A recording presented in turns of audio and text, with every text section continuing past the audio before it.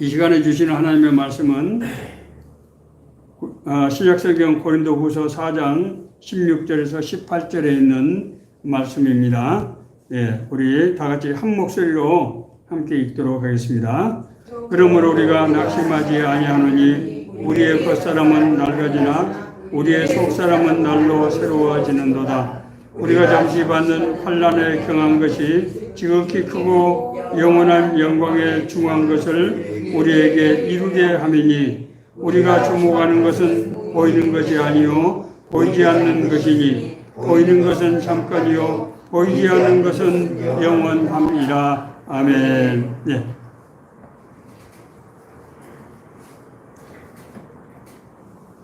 어릴 적에 교회 다닐 때 정말 이상하게 생각했던 것은 우리 교회 권사님들이 연세가 많으신 이제 할머니들이죠, 대부분. 이제 주일날 교회를 오시는데 그 몸 단장을 그렇게 아주 정갈하게 하실 수가 없어요. 옛날에 저 어릴 땐 되게 한복을 입고 이제 오셨는데 한복 옷을 깨끗하게 아주 빨아서 달에 입고 그렇게 오시고요. 제가 이해할 수 없었던 것은 자꾸 하나님을 아버지라고 그렇게 부르시는 거예요. 그런데 저로서는 하나님이 하나님 존재 눈에 보지도 않는데 아버지 하는 것이 신기하기도 했지만은 정말 어린 제가 듣기에도 정말 진심으로 진짜로 정말 살아계신 아버지를 대하듯이 그렇게 하나님을 부르는 것을 봤습니다. 어린 마음에도 어떻게 저렇게 할 수가 있을까 이런 생각을 했던 그런 기억이 생생합니다. 오늘 이 말씀은 바울 사도가 고린도 교회에 보내는 두 번째 편지에서 정말 굉장히 아주 간절한 마음으로 쓴 그런 내용입니다. 고린도 교회는 바울 사도가 2차 전도 여행 때 이제 개척한 그런 교회가 되겠습니다. 바울은 회심한 후에 오늘날 시리아에 있는 안디옥 그곳에서 이제 거기서 사역을 바로 하기 시작했는데 그 시리아 안디옥 교회에서 그 지중해 사이프러스 섬, 성경에는 구브로 섬이라고 되어 있죠. 그 구브로 섬을 중심으로 해서 가서 전도를 하고 다시 오늘날 터키 쪽, 그렇게 옛날에는 소아시아입니다. 그게 터키 쪽으로 올라가서 터키의 여러 안디옥 교회, 이고니온, 더베 등 여러 가지 지역에서 이제 복음을 전한 다음에 이제 무시아는 터키의 서북쪽에 있는 도시입니다. 거기서 이제 비두니아는 서북쪽의 끝단에 있는 도시거든요. 거기 가서 복음을 전하고 싶었습니다. 그러니까 바울 생각은 소아시아 지역을 전체 지역을 아마 복음으로 그렇게 전하고 싶었던 그런 계획이 있었던 것 같습니다. 그런데 길이 자꾸 막히는 거예요. 그래서 하나님께 기도할 때 어느 날 밤에 꿈에 마게도니아에 있는 사람이 와서 어서 우리를 도우라고 하는 그런 환상을 보고 하나님께서 나를 마게도니아 지역으로 부르는구나. 오늘날 동부 유럽이 되겠습니다. 그 지역으로 이제 전도를 나가게 되는데 맨 첫 번째 갔던 곳이 빌립보시지요.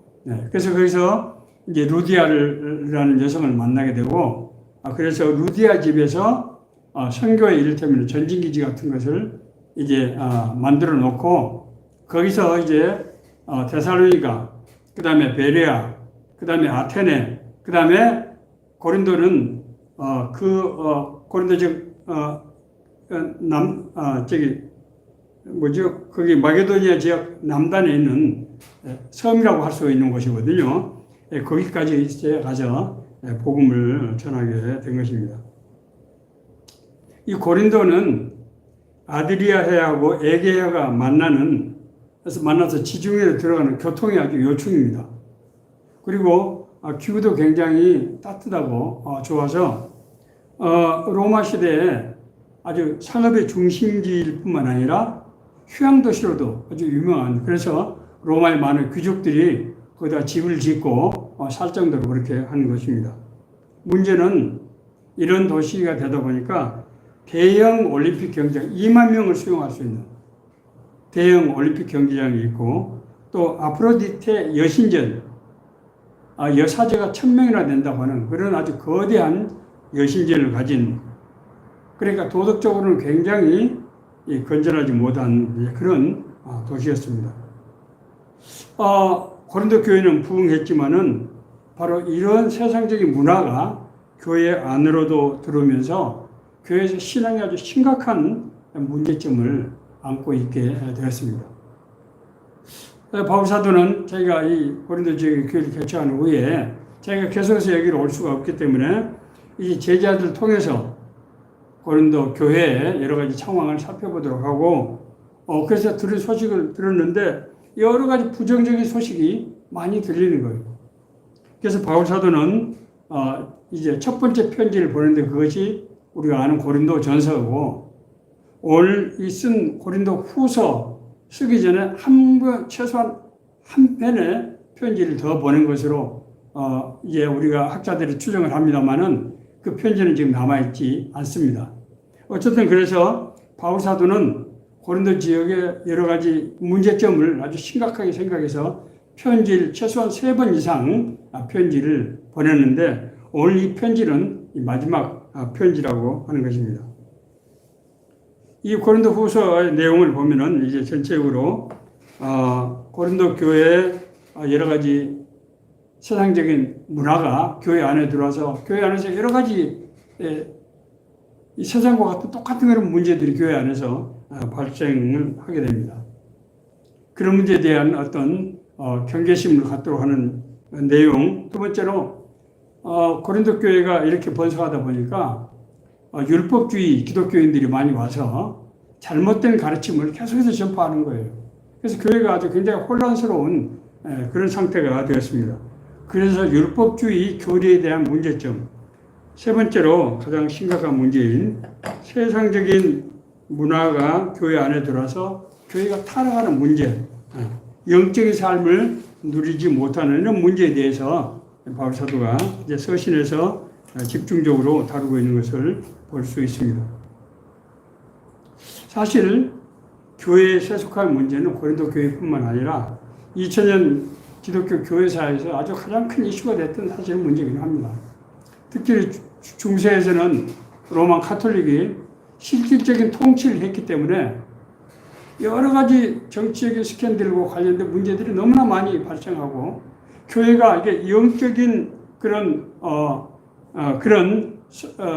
이 성전이 아닌, 쉽게 말해서 점잖은 사람들이 모여서 서로 정말 서로 교제하고 더불어 살아가는 이상한 그런 아주 괜찮은 사교 공동체 같은 그런 이제 기관으로 교회가 전락하는 그런 위험이 있었던 것입니다. 오늘 본문에 나오는 바울 사도의 핵심적인 메시지는 3가지 정도로 압축해서 말씀드릴 수 있습니다.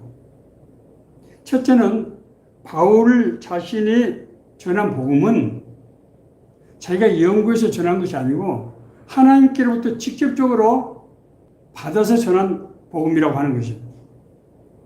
바울 사도가 이 문제를 맨 앞에서 이렇게 중점적으로 다루는 것은 바울의 사도성에 대해서 율법주의자들이 끊임없이 문제를 제기했기 때문이에요.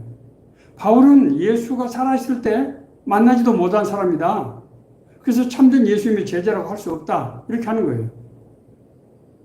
여러분 잘 아시는 대로 바울은 사실은 유대교의 청년 지도자로서 기독교 이단을 핍박하는 사람이었어요.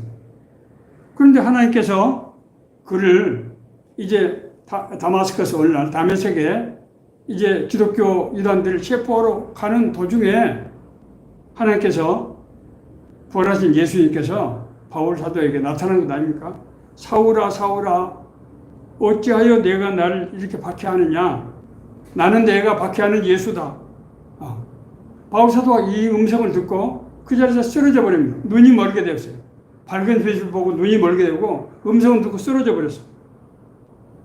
그러면서 가라. 이 사람은 내 이름을 이방인과 임금들과 이스라엘 자손에게 전하기 위해서 택한 나의 그릇이다.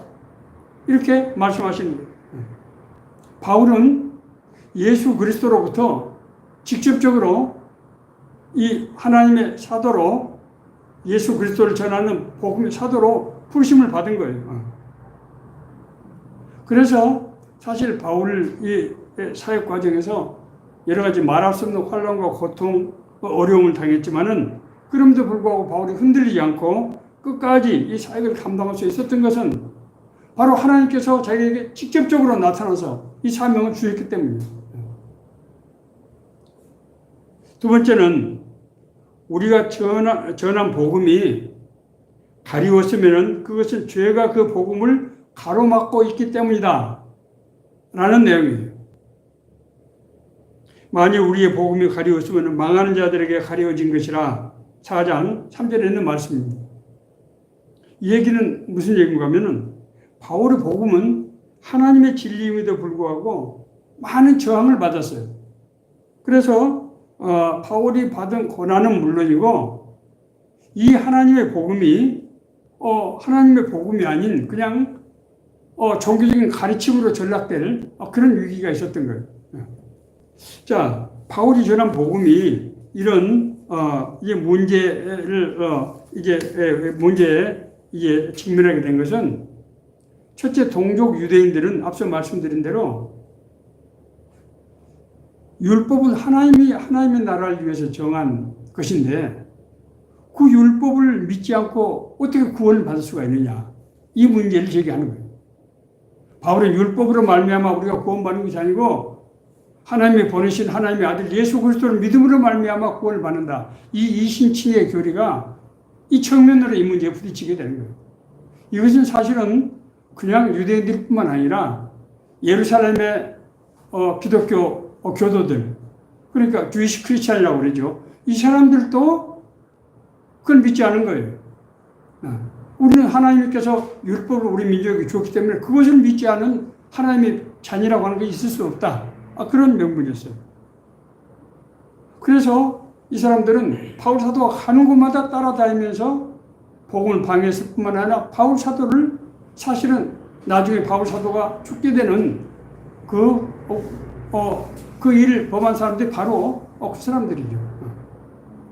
자, 두 번째, 현지에 있는 원주민들은 이 사람들은 풍요와 다산의 신, 그 우상을 숭배하고 있었거든요. 풍요는 부유하게 되는 것이고 다산은 자녀를 많이 낳는 것. 그러니까 앞서 말씀드린 대로 아프로디테 여신전에 1000명의 여사제가 되어 있었는데 그 여사제들은 여러 가지 성적인 봉사도 하고 이런, 왜냐하면 그 당시에는 남자를 많이 낳는 것을 다산을 축복이라고 믿었기 때문에 그런 것이 아무런 문제가 없이 행했던 거예요. 그런데 바울 사도가 와서 그런 것은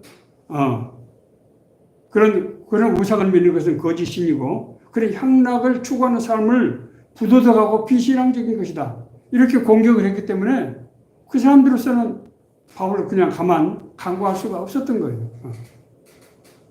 바울은 이 복음은 내가 윤리적으로 도덕적으로 판단해서 하는 얘기가 아니고 하나님께서 우리에게 명하신 이 복음이다.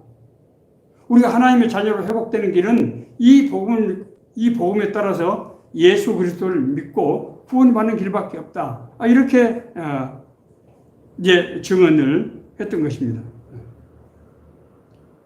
이런 불신앙의 문제에 대해서 바울은 아주 단호하게 얘기를 합니다. 사람들이 이 복음을 믿지 못하는 것은 그 사람들이 믿지 않으려고 해서 믿지 못한 것이 아니고 사실은 그들이 죄 가운데 있기 때문에 죄의 영이 복음을 가로막고 있기 때문이다. 이렇게 말씀을 합니다.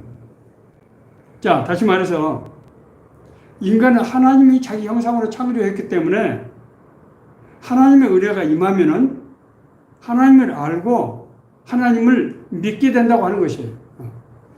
이것은 어린아이들이 아직 눈을 뜨지 않았을 때도 자기 어머니, 자기의 자기를 낳은 그 어미를 본능적으로 알고 믿게 되는 거죠.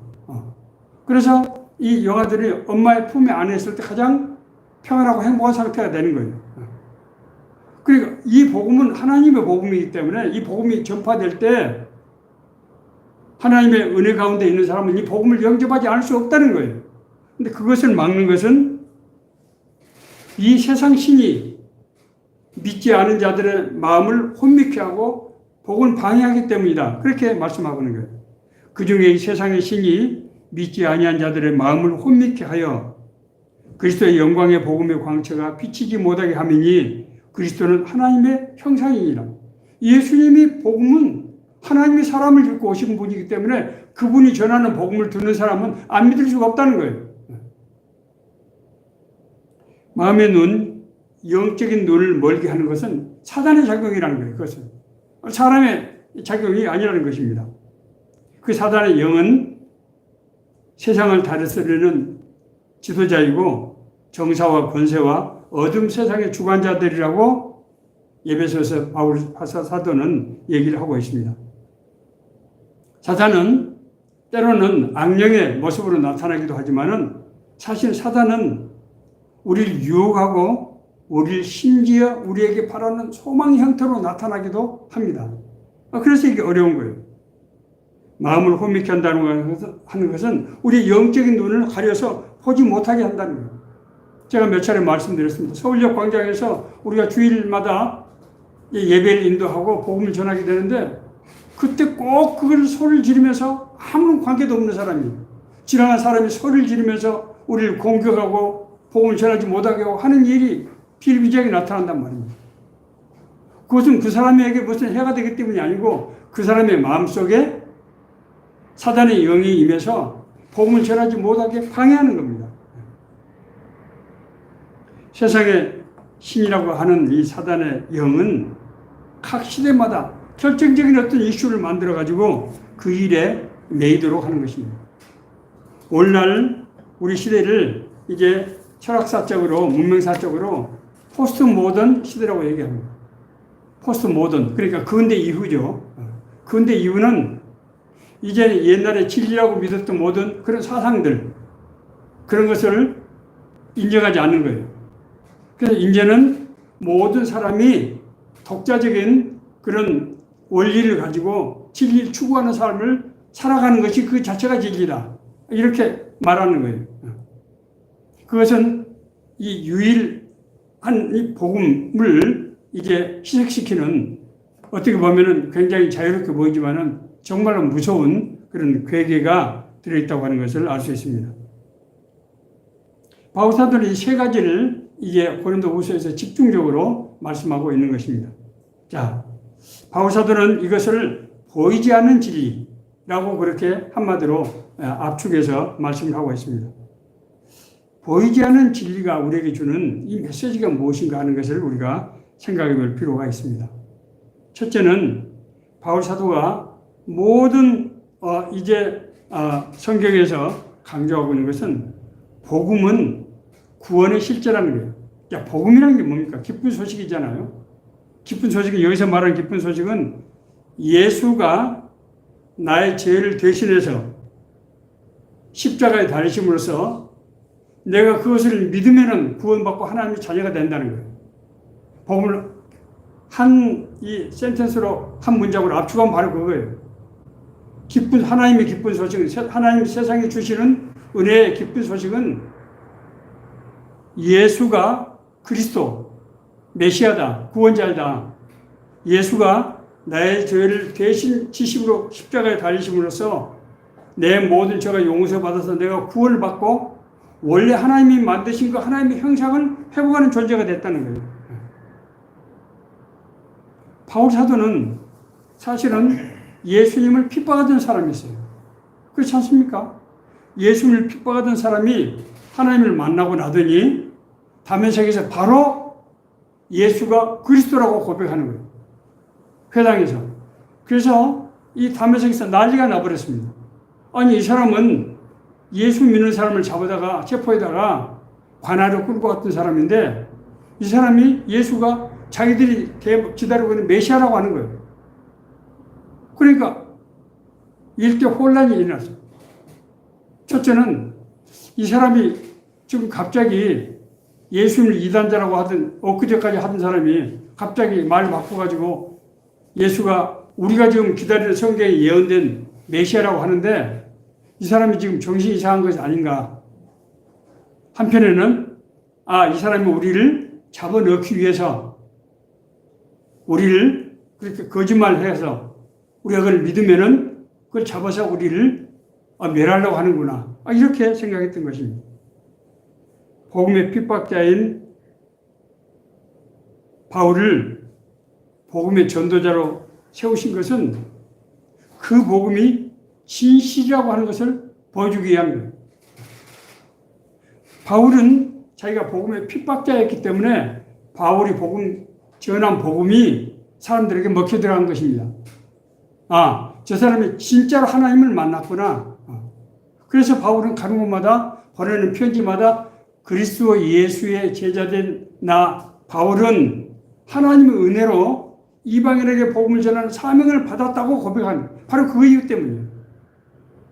자기 자신이 옛날에 복음을 핍박하던 사람이 하나님께 나에게 사명을 주셔서 내 진리를 깨닫게 하시고 그 복음을 전하게 하셨다고 하는 것을 얘기하는, 그래서 많은 사람들이 바울의 이 복음을 듣고 하나님 앞으로 오게 됐다고 하는 것입니다.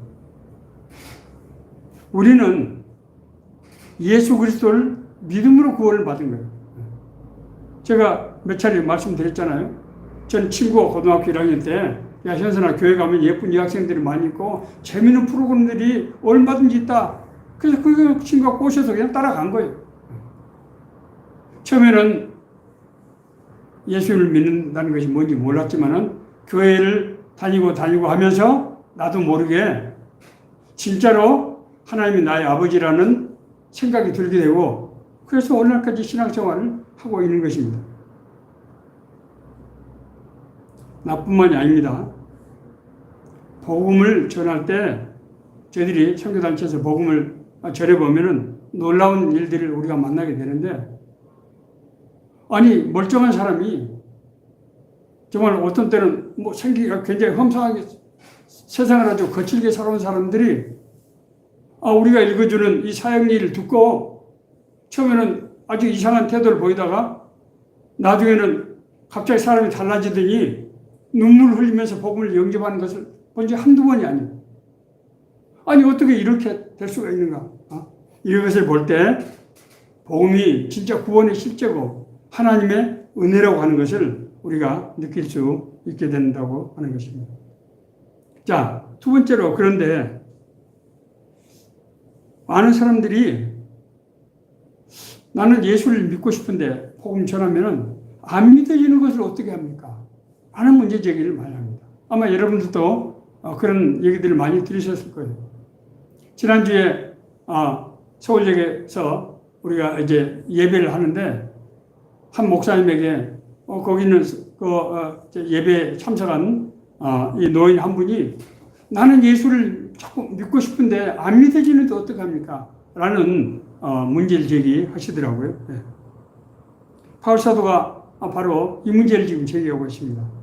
예수님께서 회개하라 하나님의 나라가 가까웠느니라 라고 이제 복음을 맨 처음에 접하지 않았습니까? 사람들은 아니 눈에 보이지도 않는 하나님이 이 세상을 그리고 우리 삶을 주관하시고 인도하신다고 하는 것을 도저히 믿을 수가 없었습니다. 그렇잖아요. 어떻게 우리가 눈에 보이지 않는 것을 그렇게 믿을 수가 있겠습니까? 뿐만 아니라 예수님은 모세와 같은 그런 위대한 지도자로 오신 게 아니에요.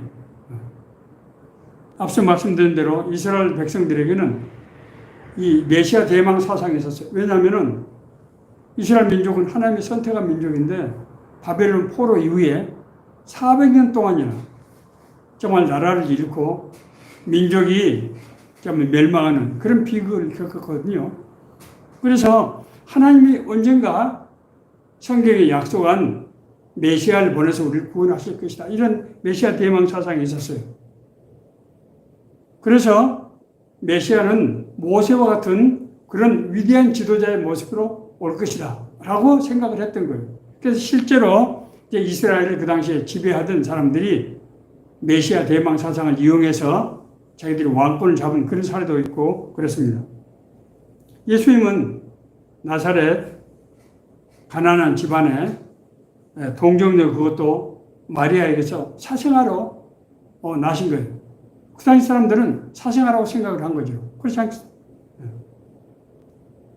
심지어 예수님은 그가 행했던 여러 가지 기사와 표적들, 신비한 능력에도 불구하고 예수님을 신비주의자로 인정을 했지 하나님의 아들이라고 인정하지 않았어요. 예수님은 자기가 얼마나 외로웠으면은 여우도 굴이 있고 공중에 나는 새도 깃들 곳이 있지만은 인자는 머리 둘 곳이 없다 라고 이렇게 표현을 했겠습니까? 예수님을 하나님의 사람으로 하나님의 아들로 사람들이 믿어주지 않았던 것입니다. 뿐만이 아닙니다. 예수님께서 십자가에 죽으신데 그 죄목이 뭔지 우리 아시잖아요. 하나님에 대한 모독죄. 그러니까 하나님이 아닌 사람이 자기가 하나님이라고 했다는 거죠.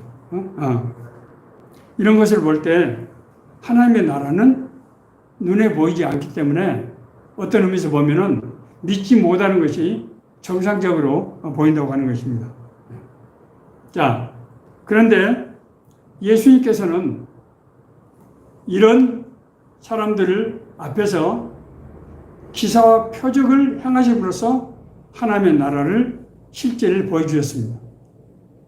예수님께서 앞서 말씀드린 회개와 하나님의 나라가 임하였다고 전파하신 후에 바로 문둥병과 걸린 사람들, 심지어 죽은 사람들, 그리고 사람들에게 먹이는 기사와 표적, 이런 여러 가지 기사와 표적을 행하셨습니다. 이것을 성경은 표적이라고 말하는 것은 하나님 나라의 실제를 보여주는 그런 모형이라는 거예요. 예수께서는 중풍병자가 친구들에게 들려온 중풍병자를 이렇게 세우시면서 작은 자야 안심하라 내 죄사함을 받았느니라 이렇게 말씀하십니다. 내가 나았다고 말씀하시지 않고 내 죄사함을 받았다, 구원받았다고 하는 거예요. 이게 지금 뭘 의미합니까? 예수님께서 행하신 기사와 표적이 구원을, 다시 말씀드려 하나님의 나라가 임했다고 하는 것을 나타내는 것이라고 하는 것입니다. 심지어 500 이하의 기적을 체험한 무리들이 예수님을 따라왔지 않습니까? 예수님 지도자로 삼기 위해서. 그때 예수님께서 뭐라고 말씀하십니까? 너희가 날 찾는 것은 표적을 본 까닭이 아니고 떡을 먹고 배부른 까닭이다. 그러면서 썩는 양식을 위해서 하지 말고 영생하도록 있는 양식을 위해서 하라고 사실 책망을 하신 거예요. 하나님의 나라는 보이지 않는 것이지만은 보이는 것을 보게 하기 위한 수단으로 쓰였다는 거예요. 하나님의 나라는 우리 인간의 눈으로 볼 수가 없기 때문에 우리가 그 믿음으로 우리가 보이지 않는 하나님의 나라를 받아들일 때 실제로 하나님의 나라가 우리 안에서 우리 삶을 주관하고 인도하는 것을 우리가 느끼게 되는 것입니다. 그렇기 때문에 우리가 보이지 않는 것을 보기 위해서는 육신의 소욕을 내려놔야 합니다. 왜냐하면 사단의 영, 육신의 영, 죄의 영이 우리 안에 임해서 우리 눈을, 영의 눈을 가리워서 복음을 받아들이지 못하게 하고 그 복음 속에서 누리지 못하게 하기 때문이라는 거예요. 그래서 우리가 육신의 소욕을 내려놔야 됩니다. 여기서 육신의 소욕은 성경은 세상적인 소욕이라고 표현하고 있습니다. 요한일서 2장 15절 16절 말씀. 세상에 있는 모든 것은 육신의 정욕과 안목의 정욕과 이생의 자랑이니 이는 하나님께로부터 온 것이 아니요 세상으로부터 온 것이라. 그건 하나님의 세계가 아니라는 거예요. 하나님의 세계를 방해하기 위해서 우리 안에 죄의 영이 우리를 그런 욕망으로 이끌어가는 거예요. 그렇기 때문에 바울은 그리스도를 만나고 나서 자기가 세상에서 자랑하던 모든 것을 배설물처럼 여겼습니다. 왜냐하면 그 세상의 모든 자랑이 자기가 그리스도를 알고 그리스도와 동행하면서 누리는 삶의 방해가 됐기 때문입니다. 말씀을 마치겠습니다. 복음은 눈에 보이지 않는 진리입니다.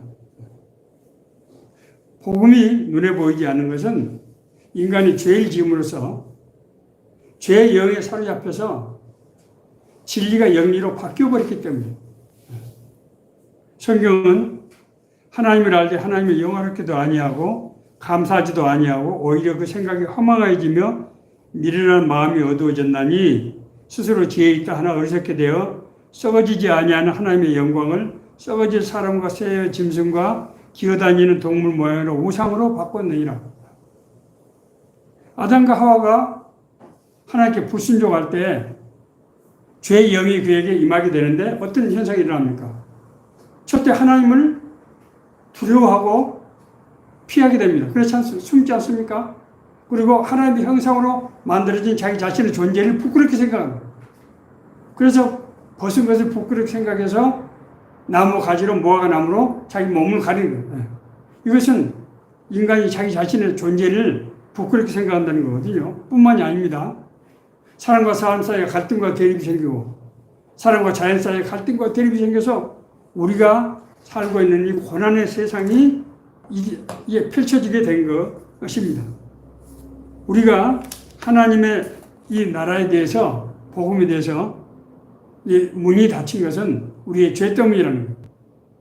이 문제는 우리가 죄의 문제를 해결하지 않으면 우리가 하나님의 나라 실제를 볼 수가 없고 절대 하나님 나라에 들어갈 수 없다고 하는 것입니다.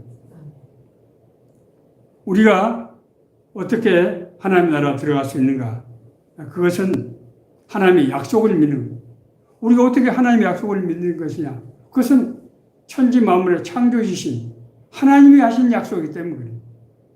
우리를 만드시고 우리 인생을 주관하시는 그 분의 약속이기 때문입니다.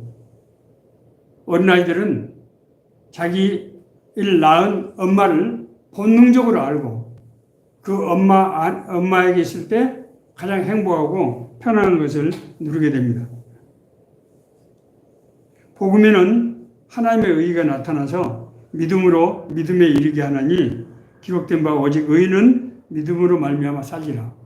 우리가 예수 그리스도를 통한 이 구원, 이 복음을 우리가 하나님의 약속의 말씀이라는 것을 믿고 의지적으로 그것을 우리가 믿을 때, 그걸 받아들일 때 우리 마음속에 하나님의 영이 회복되면서 진짜로 우리가 하나님의 자녀라고 하는 것을 깨닫게 되고 확신하게 되고 그렇게 해서 살아갈 수 있게 된다고 하는 것입니다.